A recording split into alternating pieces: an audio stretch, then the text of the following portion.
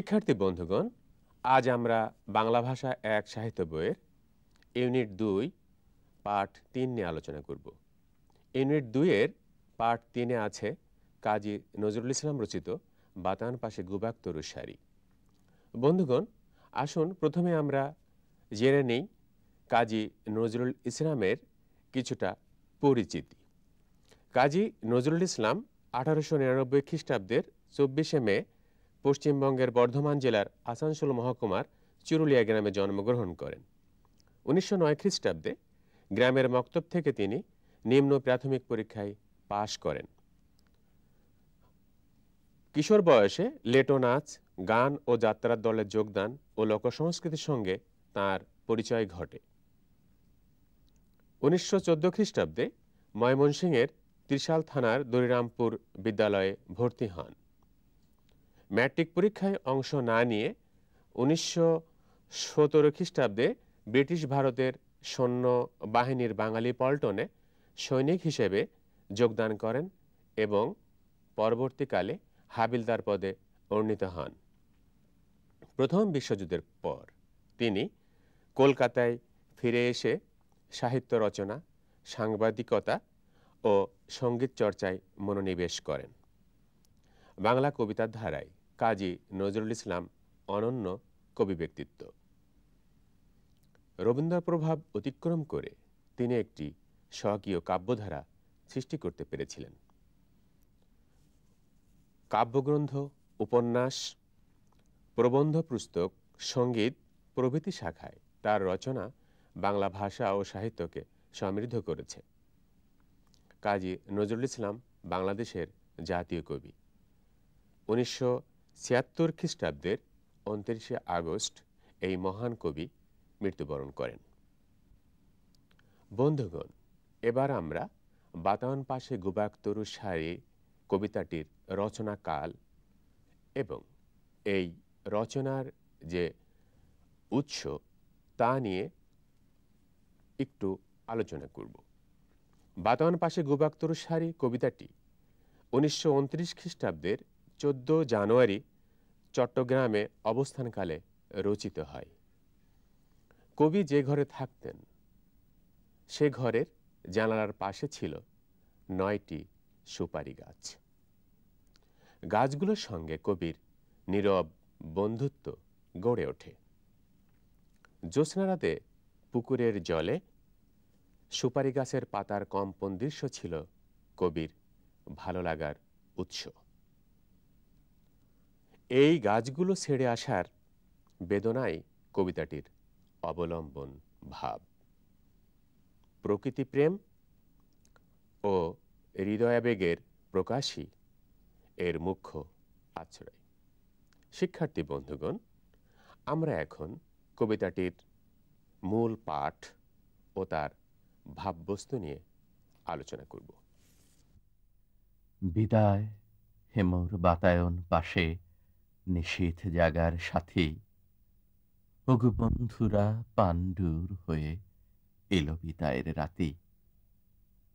আজ হতে হলো বন্ধ আমার জানালার ঝিলিমিলি, আজ হতে হলো বন্ধ মোদের আলাপন নিরিবিলি। অস্ত আকাশ অলিন্দে তার শীর্ণ কপল রাখি, কাঁদিতেছে চাঁদ। মুসাফির জাগো, নিশি আর নাই বাকি। নিশিথিনে যায় দূর বন ছায় তন্দ্রায় ঢুলুঢুল, ফিরে ফিরে চায় দুহাতে জড়ায় আঁধারে রিলচুল। চমকিয়া জাগি, ললাটে আমার কাহার নিশ্বাস লাগে। কে করে বিচন তপ্ত ললাটে, কে মোর শিয়রে জাগে। জেগে দেখি মোর বাতায়ন পাশে জাগিছে স্বপন চারি, নিশীথ রাতের বন্ধু আমার গুবাক তরুর সারি। জানালার পাশে রাত জাগার সঙ্গীকে কবি বিদায় সম্ভাষণ জানাচ্ছেন।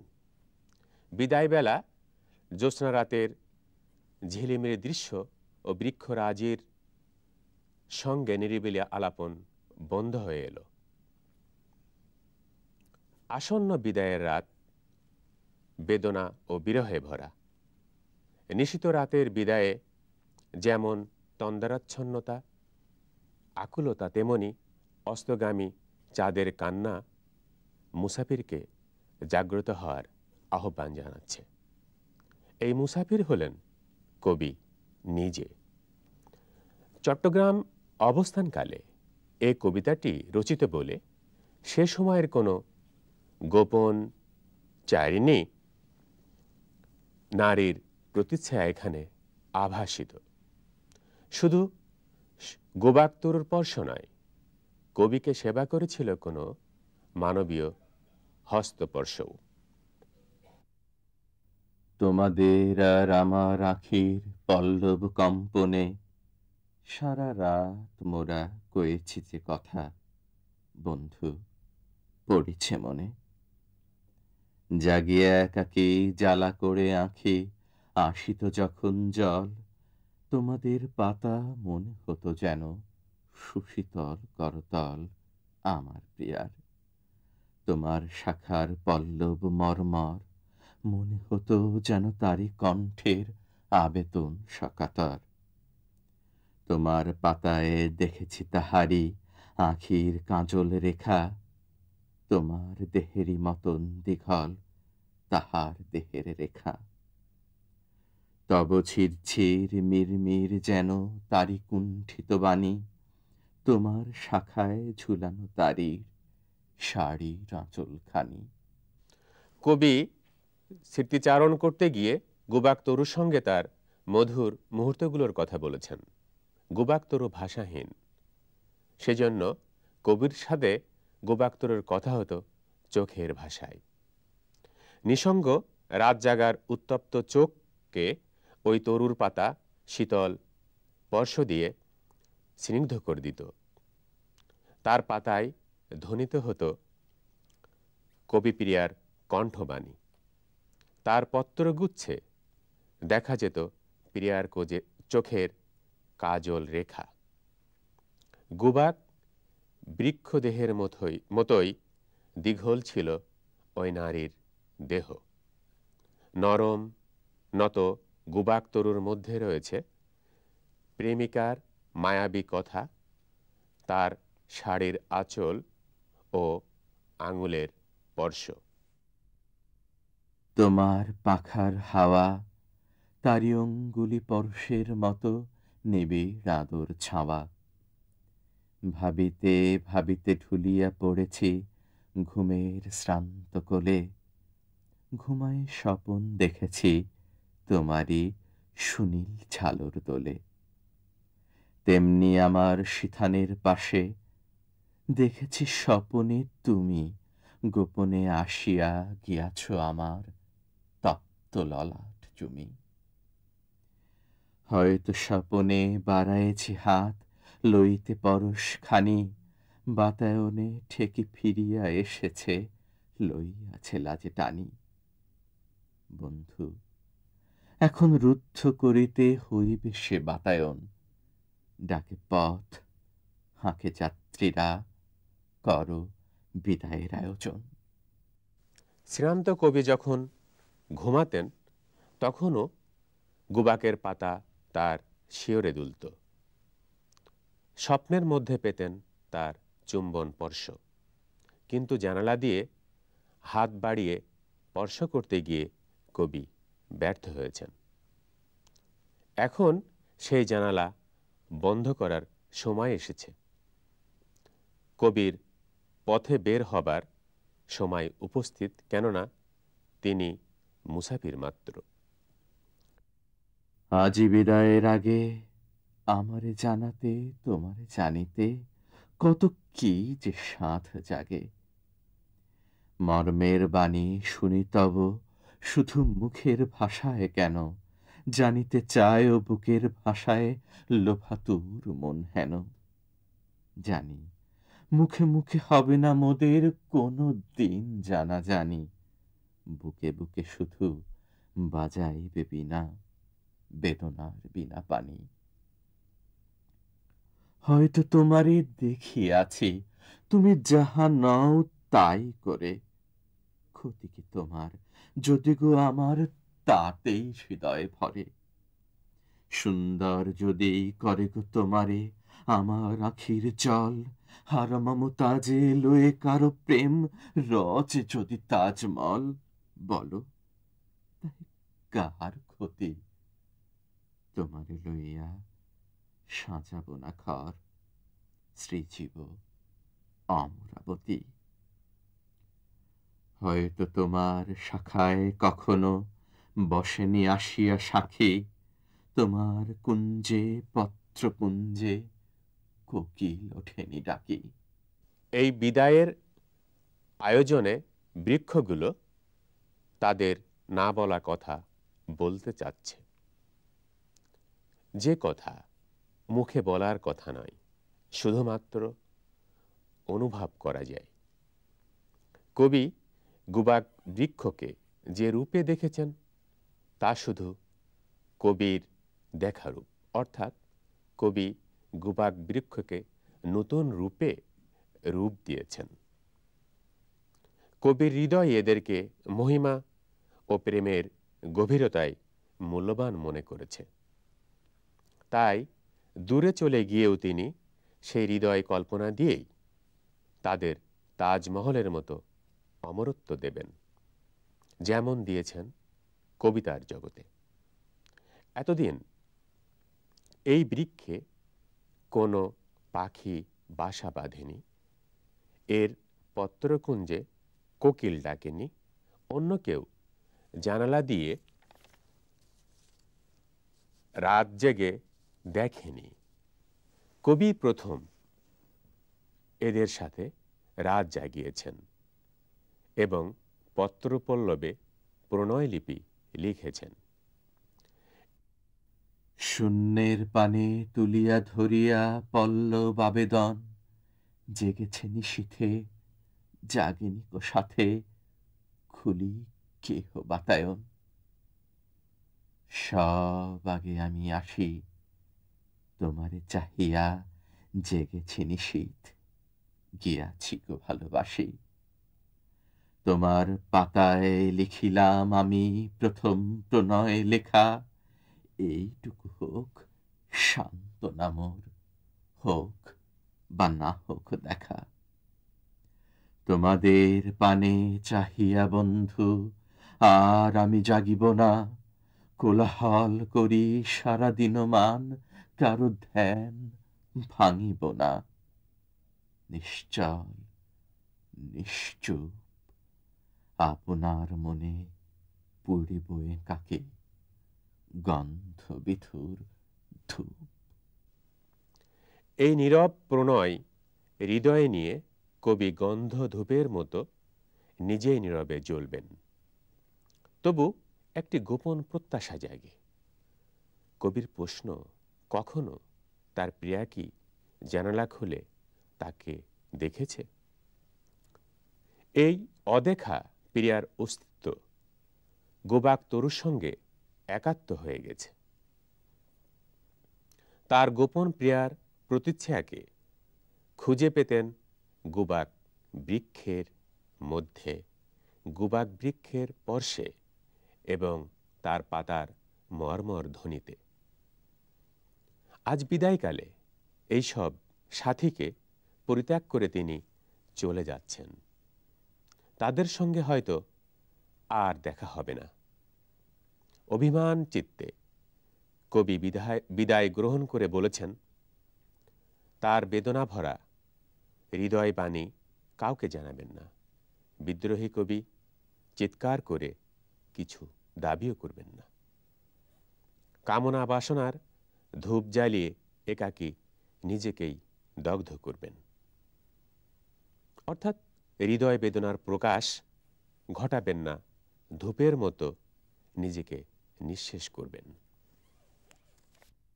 শুধাইতে নাই, তবু শুধাই আজকে যাবার আগে, ওই পল্লব জাফরি খুলিয়া তুমিও কি অনুরাগে দেখেছ আমারে?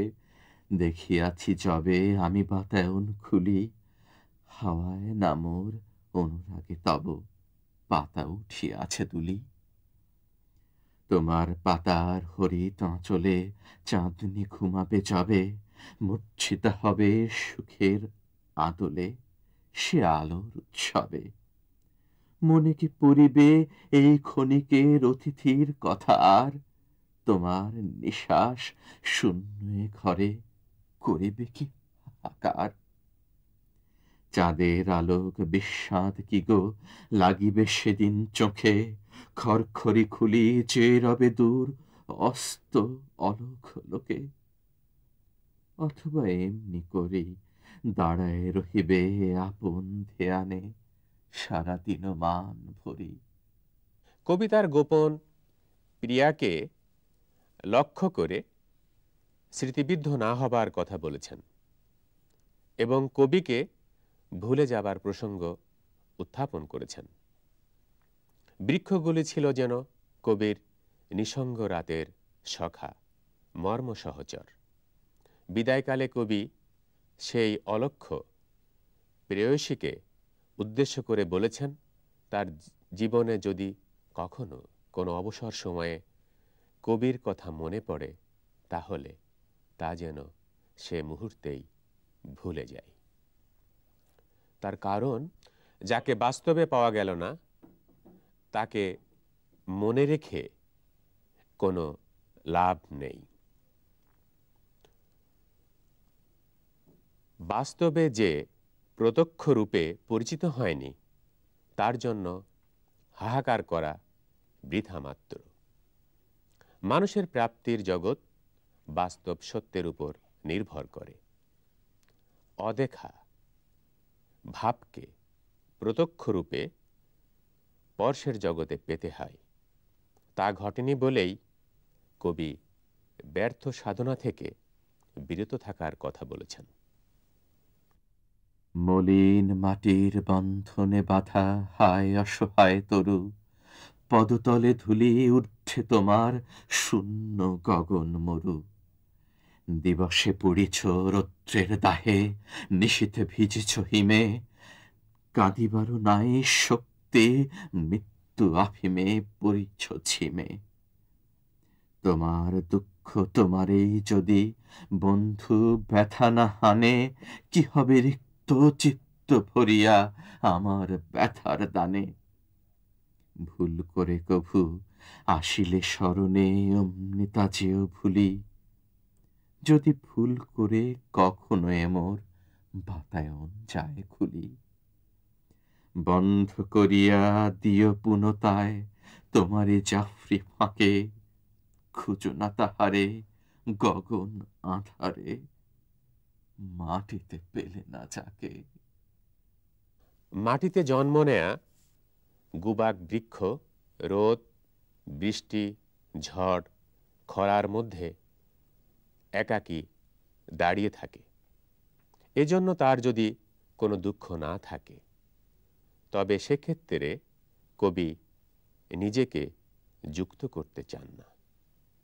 অর্থাৎ কবি এখানে যে কথাটি বলেছেন তা হলো, তার সে যে প্রেয়সীর কথা বলেছেন, তার যদি কোনো ইচ্ছা আকাঙ্ক্ষা, কবিকে না দেখার কোনো স্বপ্ন না জাগে, তাহলে কবি অহেতুক তার কথা মনে রাখতে চান না। তবুও ভুল করে কবির কথা মনে এলে তার সেই প্রেয়সীও যেন কবিকে ভুলে যান। অন্য মনস্কভাবে জানালা খুলে ফেললেও তা যেন আবার বন্ধ করে দেয়া হয়।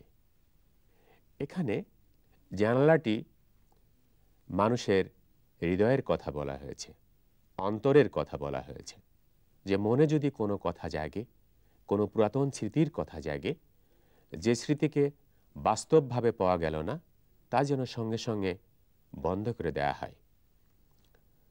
জানালার ফাঁক দিয়ে আকাশ অন্ধকারে কবিকে না খোঁজার কথা বলেছেন, কেননা বাস্তবে তাকে পাওয়া যায়নি।